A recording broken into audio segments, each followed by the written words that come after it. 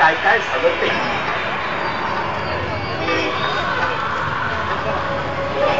इसवी सन 1565 विजयनगरचं राज्य बुडालं. हिंदूंचं एकमेव साम्राज्य लयाला गेलं. रामराजांचं शिर भाल्यावर खोचून मिरवत मिरवत विजापूरच्या सांडपाण्याच्या नळीवर बसवलं. अपमान, दैना, अवहेलना, विटंबना, सगळा अंधार. पण त्यातही तेवत होती एक ज्योती, चपळ विद्युल्लता, जिजाऊ राजमाता.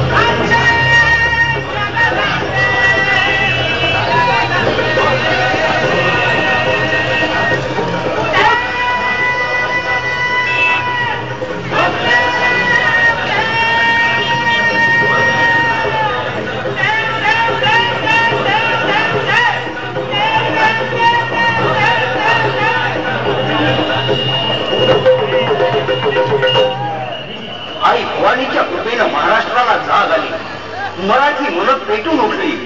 मावळी मंडळांनी स्थापन केली एक मराठी मसनद आणि एक हिंदू मराठा तख्तावर बैसला. आलमगीराला नक्कीच वाईट वाटलं असणार, पण सच्चाई हीच होती. छत्रपतींनी स्वराज्य स्थापनेत धर्म कधीच आणला नाही. मराठी इतिहासाच्या सोनेरी पानावर परधर्मीयांची अनेक नावं आहेत. अगदी सुरुवातीच्या काळात